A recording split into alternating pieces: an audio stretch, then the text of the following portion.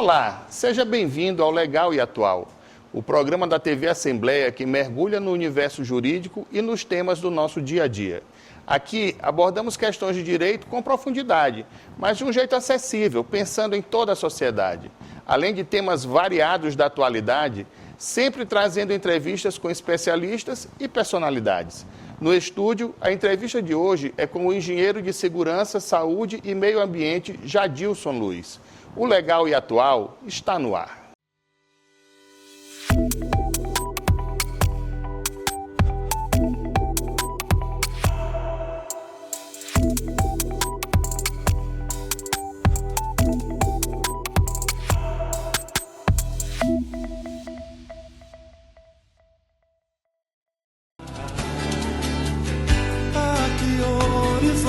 Belo de se refletir. Outro dia me disseram que o amor nasceu aqui, saiu de trás do sol, com um jeito de guri, tanto novo como leve. O amor nasceu aqui, saiu de trás do sol, com um jeito de guri, tanto novo como leve. O amor nasceu aqui. No programa de hoje, está na pauta a trajetória do engenheiro de Segurança, Saúde e Meio Ambiente, Jadilson Luiz. Formado pela UEMA, ele já trabalhou em grandes obras nacionais como a Ferrovia Norte-Sul, hidrelétricas de Estreito e Giral, sem contar inúmeras linhas de transmissão cruzando o Brasil. Seja bem-vindo, Jadilson Luiz. Obrigado, Sérgio. Doutor Jadilson, como foi que a engenharia entrou na sua vida? A minha primeira formação, eu sou engenheiro agrônomo, eu formei em 97, e a grade curricular do curso de engenharia agronômica, ela é muito extensa, e ela abre vários leques dentro de uma engenharia. Lá dentro do nosso primeiro curso, que é engenharia agronômica, temos opções de trabalhar na parte ambiental, na parte de desenvolvimento, na parte de pesquisa, na parte de melhoramento animal, vegetal. Então, ela é um leque, né? Então, isso aí que foi uma escolha, né? São mais de 70 disciplinas, fora as optativas. E eu me formei em 97 e não me arrependo. Um excelente curso e me deu vários nortes, tanto aqui no Brasil como fora. Doutor Jadilson, o curso de engenharia agronômica ou agronomia surgiu no Maranhão na época do governo Sarney, visualizando a importância de estruturar o Estado para o futuro que se avizinhava. O presidente Sarney determinou a criação de cursos que aproveitassem a nossa vocação. A agronomia foi um deles, veterinária foi outro, engenharia civil, administração, os grandes cursos carros condutores da UEMA. Quando você colou grau, qual foi o início da sua experiência profissional? Eu colei grau em 97, por coincidência, colei grau no dia do meu aniversário, 21 de março de 1997. Antes de colar grau, nos meses de janeiro, fevereiro e março, eu estava estagiando na parte ambiental da Ferrovia Norte-Sul. E a partir do momento que eu me formei, eu perdi um vínculo, porque o vínculo era entre a universidade e a estatal chamada Valec. A partir do momento que eu me formei, perdi o vínculo, e aí o meu chefe me liga, eu estava aqui em São Luís, e ele me liga falando: olha, Jadilson, você vai se formar em Itagaceu-CREA, porque você não vai poder mais estagiar, você vai ter que atuar como engenheiro. Então foi um presente que eu ganhei no dia do meu aniversário e da minha formação. E aí, como foi que você começou a atuar na Valec? Foi a partir do Maranhão em direção ao Goiás? Foi de Goiás em direção ao Maranhão? E qual era a sua função, efetivamente? Tá. Com relação à Ferrovia Norte-Sul, marco zero, o quilômetro zero da Ferrovia Norte-Sul é em Piquiá, próximo a Ceilândia, onde passa a Carajás, a Ferrovia Carajás. De lá é o início dela e o projeto dela vai até Brasília, o projeto inicial. Como eu fui trabalhar na parte ambiental e era uma coisa muito recente, e eu tive que mergulhar no EARIMA. Olha só que interessante, Sérgio. estudo de impacto ambiental. Um dos primeiros feitos no Brasil foi da Ferrovia Norte-Sul. E eu tive que mergulhar nele para eu entender como é que era o processo na parte ambiental, que era uma coisa muito nova, né? Principalmente dentro do órgão da Valec, né? A Valec ela ficou um tempo sem fazer ferrovia, por questões políticas, e quando, em 96, ela voltou. Lógico, voltou com menos recursos e ela foi crescendo. Então, a parte ambiental, ela entrou dessa forma. O EA-RIMA, que eu comecei a ler, Sérgio, estava datilografado. E ele foi escrito, né, são várias profissões envolvidas nesses estudos, né, na parte ambiental, na parte de monitoramento, na parte de ictiofauna, que são peixes, tudo. Então, é bem interessante negócio que eu não tirei a foto, não escaneei. E aí, datilografar, ela foi realizada em 1988. Então, eu fui uma das primeiras pessoas dentro da ferrovia a desenvolver um trabalho em campo, na parte de recuperação ambiental, na parte de proteção de taludes e outras coisas que é inserido dentro das licenças ambientais do empreendimento. Valec é um braço da Companhia Vale do Rio Doce, é isso? Não, a Valec pertence ao Ministério do Transporte. É uma estatal, que inclusive mudou o nome, agora é Infraciar, né? Mas quando eu estava trabalhando para ela, o nome era Valec, né? A sede era no Rio de Janeiro e depois foi transferida para Brasília. E a sua atividade era a recomposição ambiental ao lado de onde passavam os trilhos, é isso? Também, né?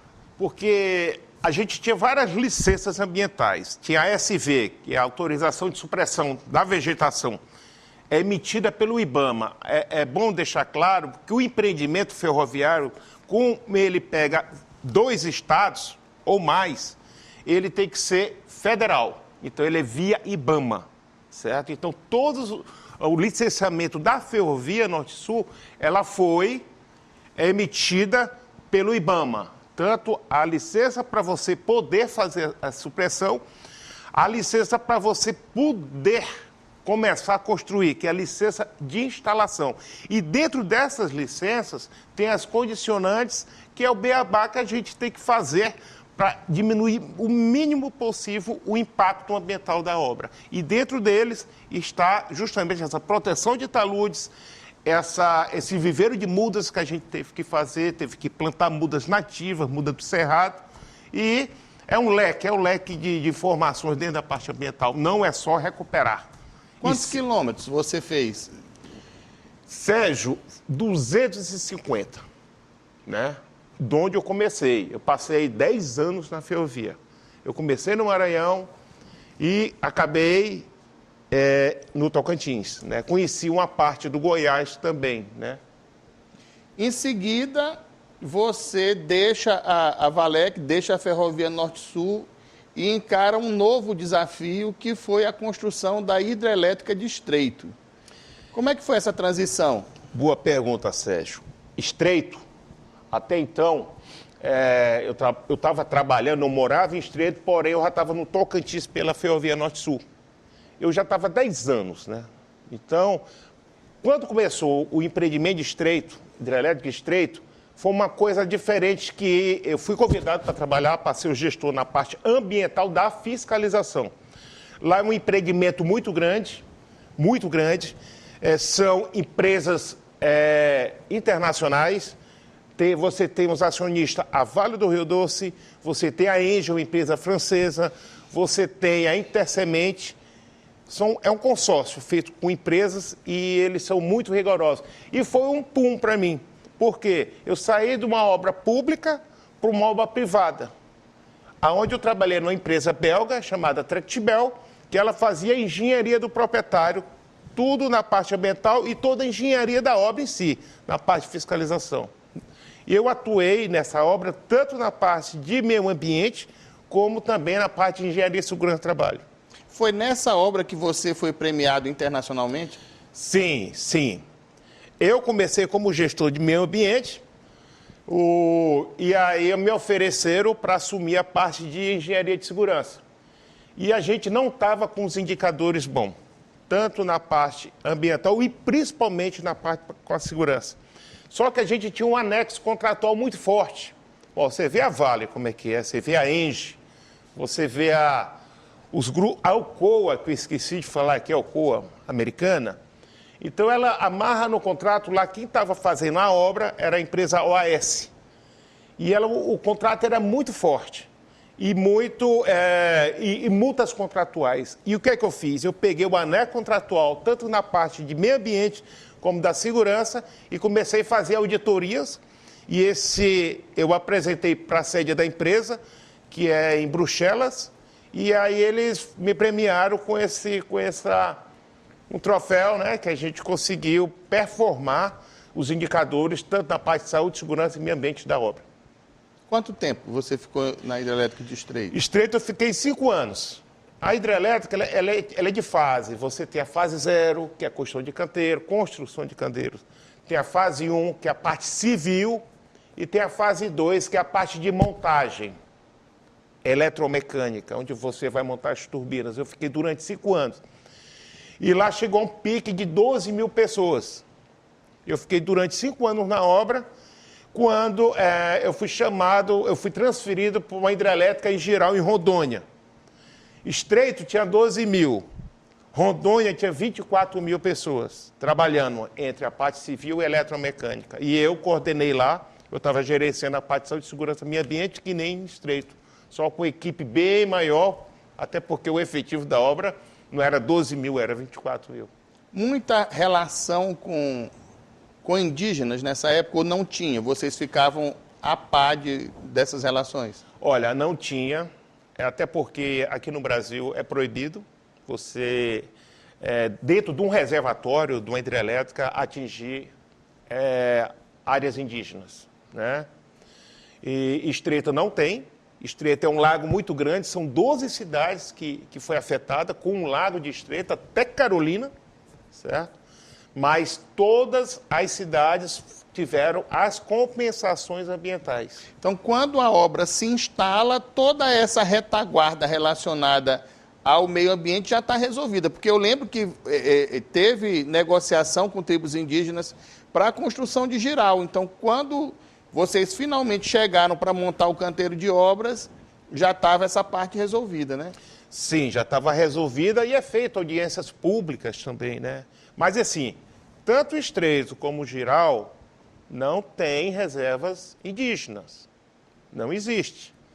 Existe onde vai ser o lago para receber a hidrelétrica, você indenizar os proprietários. Mas assim, tem um projeto muito interessante numa hidrelétrica próxima à Imperatriz, uns 50 quilômetros de Imperatriz, sentido a Estreito. Essa hidrelétrica nunca foi aprovada porque pega uma boa quantidade de uma área indígena dentro do Tocantins. Então, dentro do Brasil não pode ter um empreendimento, uma hidrelétrica que afeta uma área indígena.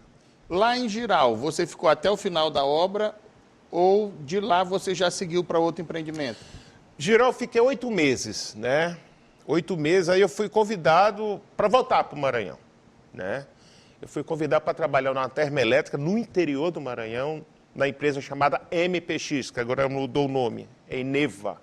Então lá MPX era do Ike Batista. Do Ike Batista. Era o projeto do Sal, de Santo Antônio dos Lopes. Santo Antônio dos Lopes, é onde anteriormente o Ike Batista falou na mídia que descobriu Meia Bolívia. Não sei se foi Meia Bolívia, mas lá está gerando gás, né? Eu cheguei lá em 2012, eu vi as coisas acontecer, até mudança do nome da empresa, que saiu da MPX, foi vendida uma parte para os alemães, e depois ela mudou o nome para a Eneva, que está bombando no estado do Amazonas, está trabalhando com energia solar, com eólica também, se eu não me engano, e a termoelétrica, que é o carro-chefe dela aqui no Santo Antônio do Lopes, 1.800 mega, mais ou menos assim, a geração dela. Você se lembra se tinha a previsão para comercialização desse gás extraído lá aqui no Maranhão? Olha, essa comercialização era para geração de energia. Quem explorava o gás era a empresa do próprio grupo, da IBX, a OGX, e vendia o gás para MPX transformar em energia. Então era uma coisa casada entre duas empresas do Eike Batista, que depois foi vendidas, as duas foram vendidas. Jadilson, nós vamos fazer um rápido intervalo e logo, logo o Legal e Atual estará de volta.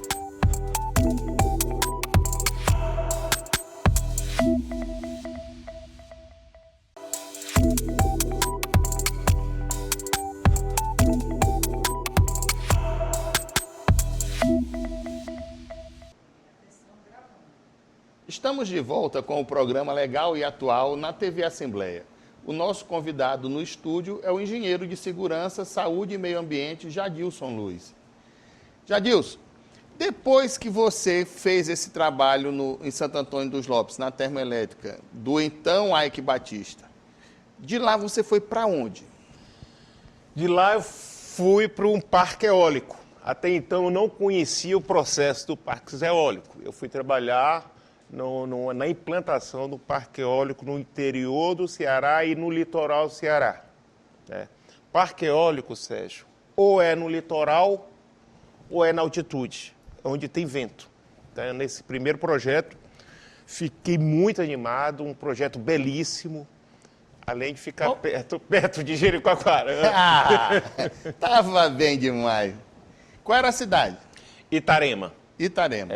Lá um projeto muito bom, muito bem na concepção do projeto, no respeito da comunidade, além de eu não ter trabalhado com isso ainda, né? Uma geração de energia eólica, que o Brasil tem um potencial imenso, porque na época era pouco parques eólicos, porque você não tinha conexões. O que é conexão?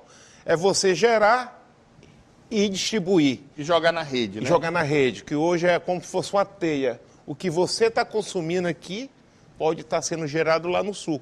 E o que o sul está consumindo pode estar sendo gerado aqui, das eólicas, aqui da Ômega, agora mudou o nome, aqui em Paulino Neves. Então, está tudo interligado o sistema.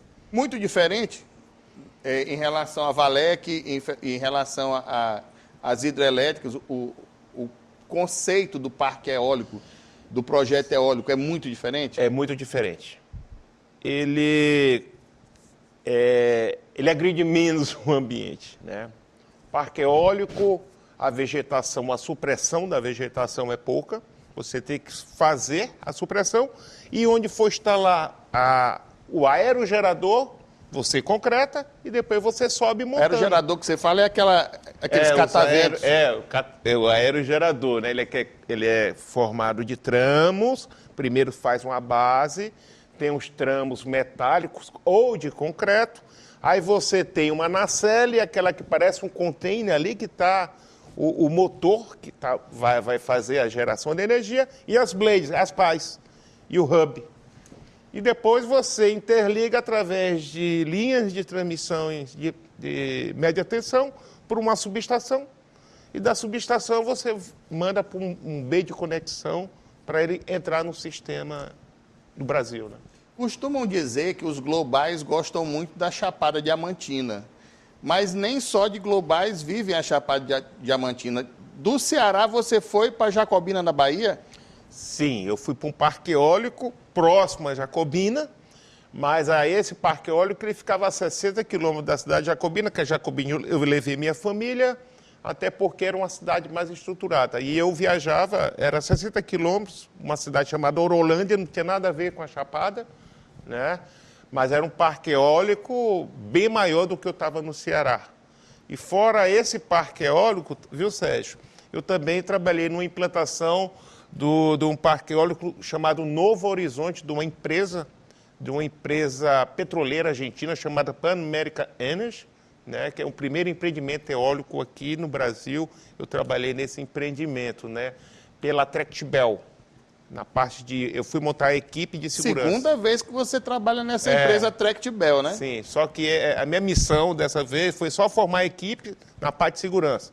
deixa tudo organizado e quem estava fazendo toda a gestão depois, eu fiquei 6, 7 meses, foi a própria petroleira argentina. Foi seu último parque eólico ou você trabalhou em outros parques eólicos? Eu também já trabalhei em Caeté, um parque eólico, também na Bahia, já pega também um pouco de Chapada Diamantina. Então, foi um no Ceará e 3 na Bahia.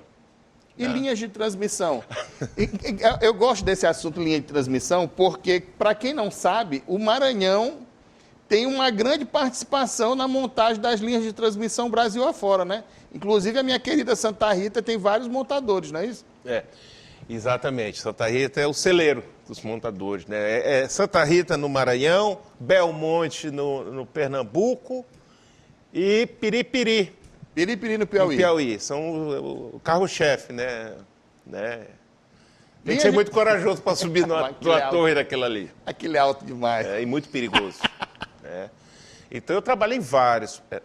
Todos esses empreendimentos que eu trabalhei sempre estava relacionado também com linha de transmissão. Mas quando eu saí... energia, né? Quando eu saí do parque eólico, aí eu fui trabalhar numa linha de transmissão na Bahia. Bahia não, no Pernambuco, próximo a Garanhuns. Em Caetés, aí pegava Arco Verde, Garanhuns, era uma linha de transmissão em 3 subestações. E de lá, eu estava executor, eu não estava fiscalizando, então foi um desafio maior para mim. Porque uma coisa é você cobrar, outra coisa é você executar, fazer as coisas acontecer. Cada um na sua responsabilidade. E dessa linha de transmissão, quem finalizou, para uma empresa chamada Tabocas, uma empresa de Minas Gerais, eu fui para uma linha de transmissão também em Minas, né, já no Vale do Jequitinhonha, o norte de Minas, né?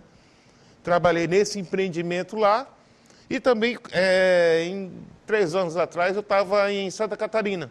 Numa linha de transmissão, eu já estava pela Camargo Correia, né? Lá era 4.000 pessoas. Então, foi a maior de todas. E como foi que você foi parar no norte do Brasil agora, recentemente? Não, só agora, em janeiro, em 2024, linha de transmissão foi. Eu trabalhei numa linha de transmissão numa empresa chinesa chamada Sepco One. Construí uma linha de transmissão no Acre, né? No Acre, e também em Rondônia. De lá, quando a gente concluiu essa linha, eu fui, porque a linha de transmissão é rápida, né? Eu fui trabalhar no Iapoque. No Iapoque, né? Esse Iapoque, do Oiapoque ao Chuí, que a gente aprende geografia. Diz que é a primeira cidade do Brasil, né? Iapoque e o Chuí, no sul. Eu estive lá e lá era uma logística meio complicada. Eu descia na cidade, no aeroporto de Macapá, eu pegava um carro, rodava 600 quilômetros, cruzando a floresta amazônica, e chegava nesse empreendimento que é bem na divisa com a Guiana. Esse empreendimento é de uma empresa francesa chamada Voltalha. E eu trabalhei numa construtora Fraga, que é uma construtora de Santa Catarina. Foi bem desafiador, né? Foi a minha última PCH no Brasil. E aí é que surge para você o convite para trabalhar no exterior, ou você, da parte norte do país, você foi para algum outro local? Não, aí foi quando surgiu o convite, né, eu trabalhar. Você está onde hoje? Caculo Cabaça o nome aproveitamento hidrelétrico, né? Caculo Cabaça. Ela fica a 250 quilômetros de Luanda, né? Luanda, na África. Na África. Capital de Angola. Exatamente, fica a 250 quilômetros. Ela está sendo construída no rio Kwanzas. É o rio, que é até o mesmo nome da moeda, né? A moeda angolana é Kwanzas. E lá já é a 3ª hidrelétrica feita nesse rio. Porque, estrategicamente, a Angola ela quer exportar energia, né? Ela está interligada com os outros países africanos e ela está em mente em fazer essa geração. A Odebrecht parece que fez uma hidrelétrica lá. Fez 2 hidrelétricas, Cambambi, e fez Lauca, né? E agora, essa que eu estou trabalhando, a gente está na fiscalização, é um consórcio ABC, é uma empresa brasileira chamada Intertec, que eu trabalho, é uma empresa cópia, uma empresa golana, uma empresa, eu estou falando da parte de fiscalização, né? Uma empresa golana, tem uma empresa de Israel e uma sul-africana. Lá são 70 pessoas, tem Tem russo, tem alemão, tem português, multinacional. tem tudo. Mas o idioma oficial é o português. E é verdade que a obra é angolana, a execução da parte de engenharia é chinesa e a parte de equipamentos é alemã? Exatamente. Só fazendo a sequência. O projeto da hidrelétrica é uma empresa portuguesa chamada Coba, né?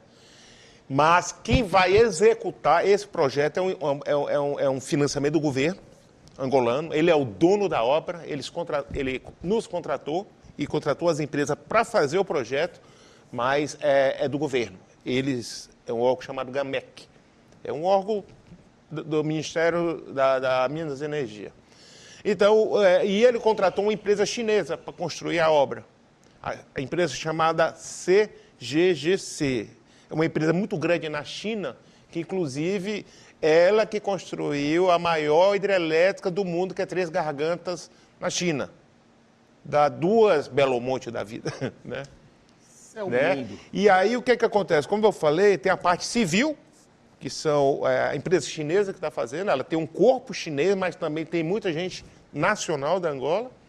E tem uma empresa que foi contratada por ela para fazer o fornecimento dos materiais. O que são os materiais? As turbinas, os acessórios, para você construir as máquinas para gerar energia, que é uma empresa alemã chamada Voith. Eu lembro que eu olhei uma foto desse empreendimento, as pessoas na foto pareciam aquelas formigas de açúcar na barreira. Tamanho é o projeto, é uma imensidão aquilo ali. Só para você ter ideia, Sérgio, lá é um pouco da tecnologia, é um pouco da diferente das hidrelétricas que eu já tinha trabalhado aqui, tanto Estreito como Giral. Ela tem uma barragem de concreto gigantesca, cara. Ela deve ter uma altura de mais de 80, 90 metros, onde vai ficar o reservatório que vai gerar energia. Então as pessoas ficam pequenas mesmo. Fica pequena mesmo, porque o volume de concreto, só essa hidrelétrica são 3 centrais de concreto, que lá eles chamam betão, né? Betão é central de concreto. Tem 3 pedreiras, né? E hoje a obra está com 3.000 pessoas, mas vai chegar a 8.000. Agora está no histograma subindo o efetivo da obra, para ela ficar concluída até 2029. Lá a sua função não é de engenheiro de segurança, lá você é gestor de meio ambiente, não é isso? Gestor da parte ambiental, que é uma parte muito exigida, porque tanto a empresa chinesa, ela recebe investimento chinês, e a empresa alemã, ela recebe investimento do Banco Alemão. E essas duas empresas, elas estão financiando a obra, certo? Que a obra são 5 bilhões de dólares, né? Estão financiando porque o governo angolano depois vai pagar. Então, eles são muito criteriosos, principalmente essa parte ambiental. A cada 3 meses, a gente tem uma auditoria chinesa e uma auditoria da África do Sul, para ver como é que está os desempenhos ambientais da obra, para ver se está tudo ok, para eles poderem liberar financiamento, que é em dólar. Como se fosse uma medição, né? E uma coisa muito forte lá são os programas sociais. É um crédito que é de um banco mundial, né, chamado IFC, e ele segue padrões de desempenho do Equador, são 8 padrões, tanto na parte de condições de trabalho, como na parte de socioambiental. O que é que você vai deixar para a comunidade? Eles querem saber disso.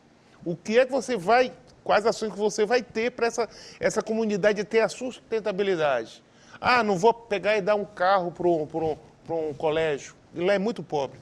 Não é assim. Tem que ser uma coisa muito bem sustentável, e a gente está fazendo toda essa parte de gestão, principalmente com as comunidades, e a parte ambiental da obra, que, além de geração, monitoramento de todos os efluentes que é gerado na obra, tudo. Monitoramento do ar, lá é uma obra muito grande, só de túneis, são 10 quilômetros de túneis. 10 quilômetros de túneis, mas de túnel gigantesco, né? Eu me lembro que quando eu olhei essa foto, me lembrei de, guardado logicamente as devidas proporções, de Serra Pelada, com aqueles trabalhadores subindo e descendo, mas você não fica efetivamente dentro da obra, né? Você fica na gestão de retaguarda, não é isso? É porque a obra é muito grande, é muito extensa, tem 2 postos de combustível dentro da obra, né? Para atender a demanda, né? Então, quando você falou que tinha aquelas pessoazinhas, é lá onde vai ser construída a barragem de concreto, certo? Onde vai ter o reservatório que vai gerar as máquinas. E fora isso, está fazendo toda a estrutura de túneis, né? De túneis, que vai fazer o quê? Toda essa geração de energia através dessa tecnologia. O lago lá vai pegar a extensão de quanto? 16 quilômetros quadrados. 16 quilômetros, né? E é a terceira nesse mas é um reservatório até, ele chama Bufeira, reservatório chama Bufeira. É um lago pequeno, né? Não vai atingir comunidades, vai atingir só 7 famílias. Então é projeto de engenharia, né? Eles reduziram para fazer um reservatório com a cota mais alta para poder gerar energia. Como é que é a comunicação com esse mundo de gente? Porque só aí você já falou de português, alemão, chinês. Sim. Várias nacionalidades no projeto. O chinês, cada departamento ele tem 2, 3 tradutores, né? E os alemães também têm os tradutores, mas a linguagem oficial lá é o português. Adilson, queria agradecer demais sua presença, trazer esses conhecimentos para quem nos assiste é fundamental, é extremamente atual, e saber que tem um engenheiro maranhense tocando uma obra dessa envergadura só nos enche de orgulho. O Legal e Atual está chegando ao fim. Espero que você tenha saído mais informado e que cada nova conversa inspire reflexões e ações. Lembrando que toda quinta-feira, às 15h, temos um encontro marcado pela TV Assembleia, canal 9.2 e também pelas nossas redes sociais. Obrigado pela sua companhia e até o próximo programa.